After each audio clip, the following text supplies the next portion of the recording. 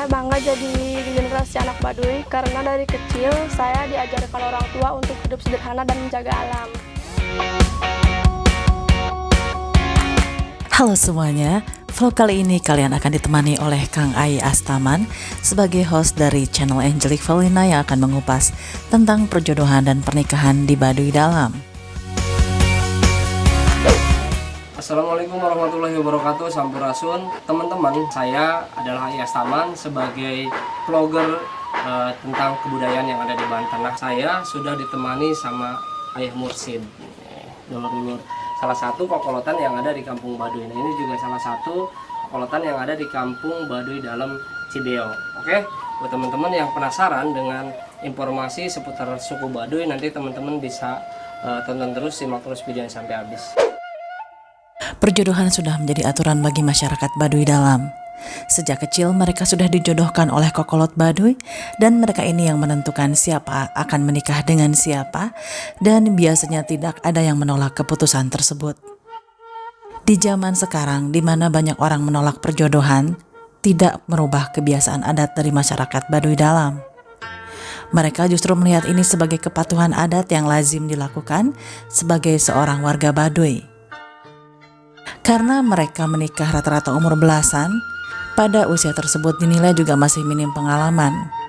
Adat seperti ini lebih mudah diterapkan di Baduy Dalam. Kalau misalkan orang Baduy Dalam pengen menikah dengan Baduy luar juga kan otomatis harus jadi Baduy Dalam. Dan banyak sekali orang Baduy Dalam yang nggak mau menikah sama orang Baduy luar karena nanti takut jadi Baduy Dalam. Terus berarti ada nggak di Baduy Dalam itu pernikahan sedarah, artinya masih ikatan keluarga, masih sepupu atau seperti apa lembaga adat mengatur tentang pernikahan di suku Baduy Dalam? Soal pernikahan di Baduy Dalam, sistemnya memang dijodohkan dan adat yang mengatur. Proses perjodohan ini ada tahapan-tahapan dan mana yang sekiranya boleh, mana yang nggak boleh, adat lah, orang tua adat yang ngatur gitu. Tidak ada aturan di luar ketentuan adat untuk di Baduy Dalam tentang proses pernikahan. Artinya semua dijodohkan untuk di Baduy Dalam. Cinta tidak bisa memilih. Ini adalah ungkapan bagi warga Baduy yang sudah dijodohkan. Jika mereka sebenarnya naksir seseorang, mereka lebih baik menyimpannya rapat-rapat di dalam hati. Karena bentuk kepatuhan terhadap adat adalah hal yang paling utama di atas segalanya. Dalam Baduy luar bisa aja menikah sama Baduy Dalam sama Baduy luar, adapun kesiapannya ada kesepakatan ya, siap kalau memang dari Baduy luar ke dalam ya tentu mengikuti aturan Baduy Dalam. Oh gitu. Kalau dari dalam keluar ya mengikuti aturan Baduy luar. Oh berarti kalaupun misalkan orang Baduy Dalam menikah dengan orang Baduy luar, itu bisa orang Baduy luar jadi Baduy Dalam? Bisa. Oh bisa. Cuma harus ada proses pindahnya. Oh ada adat proses yang pindah. Tetapkan sebagai warga adat Baduy Dalam Cibeo, dalam Cikartawana, Baduy Dalam Cikesik, baru setelah itu diurus, udah beres secara adatnya, baru ke tahap proses perjodohan. Ya, pindah kampung itu pindah tempat, pindah domisili. Dari Baduy luar ke Baduy Dalam ada aturan, sesama Baduy Dalam juga Cikesik, Cikartawana, Cibeo juga ada aturan. Di Baduy luar pun tetap ada aturan, mau pindah ke kampung, dari kampung A ke kampung B ya ada aturan. Ada aturan. Kokolot kampung itulah, juru bahasa kampung itu yang bisa ngatur ke kokolot ketua kampung yang ada di kampung tersebut. Iya. Bagi orang Baduy, pernikahan merupakan bagian dari rukun hidup. Pernikahan juga merupakan hukum alam yang wajib untuk melanjutkan tugas menjaga alam. Ini merupakan ajaran wiwitan dan tidak hanya didasari birahi, bahkan tidak juga karena cinta. Bagi warga Kanekes, cinta akan tumbuh dengan sendirinya jika sudah bersama-sama mengarungi bahtera rumah tangga.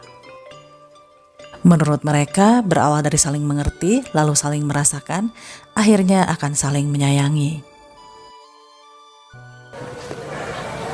Proses perjodohan ini bertahap. Tahap pertama biasanya lamaran pertama sejenis, biasanya mendatangi keluarga perempuan calon, berunding musyawarah setelah sepakat biasanya datang ke Jarotang tuh bawa alat-alat pelamaran. Pelamaran alat yang dibawa secukupnya alat nyirih, sirih, gambir, apu pinang, selengkapnya. Nah itu tahap pertama. Tahap kedua itu pakai ada tukar cincin tunangan dari baja putih. Tahap ketiga menyiapkan, sampai tahap ketiga ada menyiapkan pakaian baru calon pengantin, juga alat sirih juga, dan ada seserahan. Tempatnya biasanya di Balai Adat. Kalau untuk di Cibeo, Balai Adat Cibeo. Dipimpin langsung sama Puun, kepala adat, yang mengesahkan, disaksikan oleh tokoh, oleh masyarakat, dipimpin sama kepala adat yaitu Puun untuk di Baduy Dalam. Itu proses perjodohannya seperti itu. Terlepas dari itu, ada sanksi bagi warga Baduy Dalam yang menolak perjodohan. Mereka biasanya dikeluarkan dari lingkungan masyarakat Baduy Dalam atau diusir jadi warga Baduy luar. Contohnya misalkan ini sedikit, dia anak tersebut misalkan nggak mau ke seseorang tersebut, dia bisa menyampaikan ke orang tuanya, terus ada tergantung orang tuanya, artinya sebelum disahkan oleh adat itu bisa aja kalau memang dia nggak siap istilahnya gitu. Tapi kalau sudah disahkan adat, dinikahkan adat 3 sampai tahap 1, 2 sampai 3 itu di Baduy Dalam nggak ada istilah cerai satu seumur hidup kecuali meninggal. Terjadi itu melanggar ketentuan adat Baduy Dalam, pasti meninggalkan Baduy Dalam. Karena semua sudah ditentukan oleh Kokolot Baduy, di Baduy Dalam bagi warga yang sudah menikah dilarang bercerai, juga dilarang untuk berpoligami.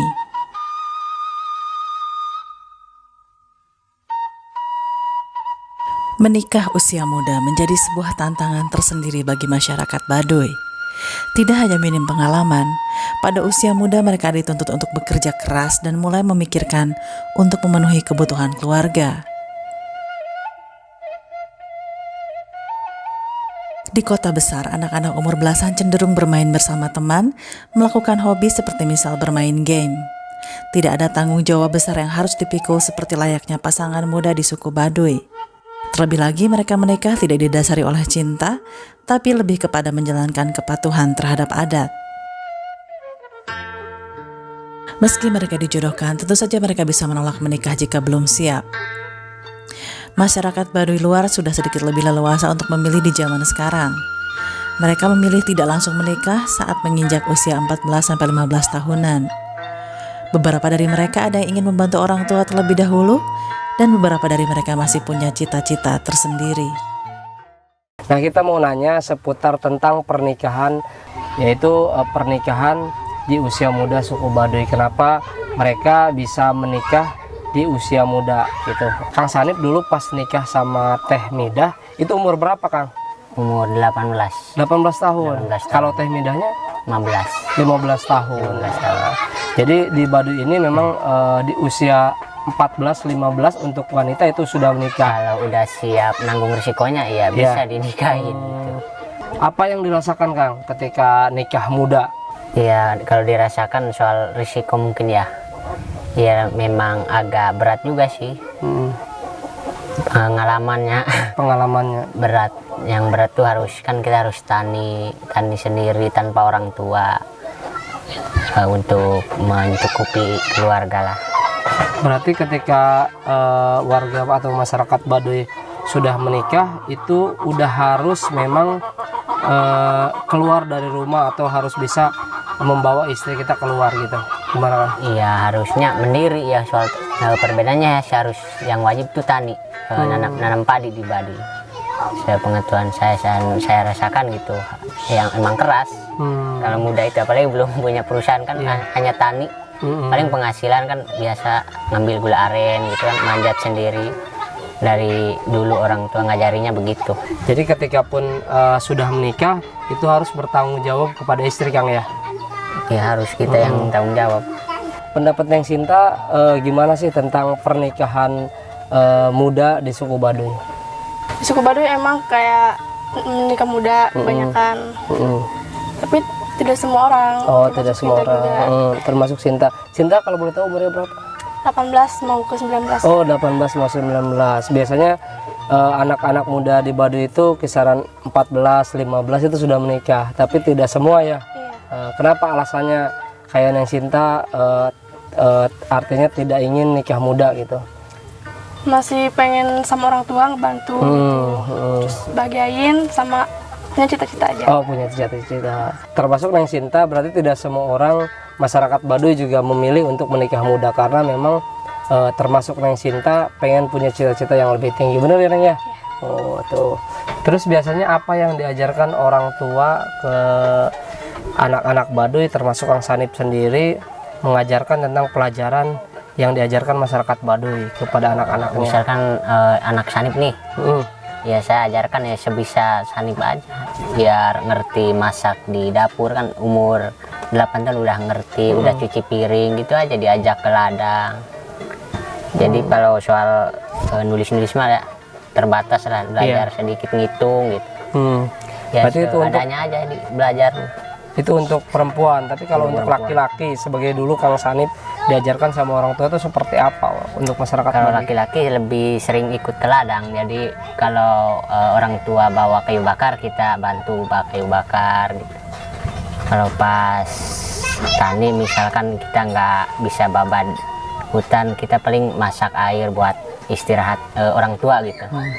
Apa aja buat bakar-bakar buat makan siang gitu, seadanya aja di hutan, pisang gitu, singkong. Berarti bercocok tanam juga. Bercocok tanam.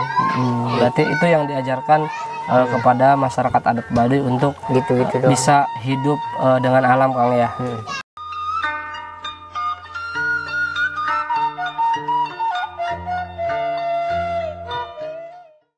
Kang Sanip hidup sejak kecil menjadi masyarakat Baduy. Sebagai generasi Baduy merasa bangga nggak menjadi generasi penerus Baduy? Bangga menjadi anak Baduy. Alasannya apa Neng? Bangga Di Baduy kayak sederhana gitu. Iya, saya merasa bangga sih ya, bangga kan dari kecil diajarin orang tua di Baduy secara sederhana gitu ya. Yang sering saya alami gitu, dari dulu ikut ke ladang, pulang pergi terus gitu aja, seadanya aja. Saya bangga jadi generasi anak Baduy karena dari kecil saya diajarkan orang tua untuk hidup sederhana dan menjaga alam. Hidup sederhana memang sudah diajarkan dari kecil. Nah, berarti semua itu juga akan diajarkan Kang Sanip ke anak-anak Kang Sanip juga ya. Apakah Kang Sanip ada keinginan semisalkan Kang Sanip kan punya anak gitu, punya anak, berkeinginan nggak punya anak tuh punya pendidikan lebih tinggi, atau biarkan anak saya menjadi anak Baduy seperti saya dulu? Untuk anak saya pribadi ya, untuk anak saya sih untuk saat ini biarlah menetap di Baduy dan menjalani hidup yang sederhana di Baduy gitu. Nah, itu dia informasi tentang vlog pernikahan dan perjodohan Baduy Dalam kali ini. Jika kalian suka dengan isi vlog ini, saya minta like dan komennya. Dan tolong share juga ke beberapa rekan kamu agar mereka mendapatkan informasi tentang isi vlog ini. Buat dulur-dulur yang pengen tahu tentang budaya yang ada di Indonesia, jangan lupa subscribe channel Angelique Paulina. Untuk yang penasaran tentang info-info seputar Baduy, jangan lupa kunjungi channel YouTube saya, Ai Astaman. Oke, terima kasih. Salam budaya, Sampurasun. Tonton terus vlog Angelique Paulina lainnya yang tidak kalah seru. Semoga kalian sekeluarga banyak rezeki dan sehat selalu.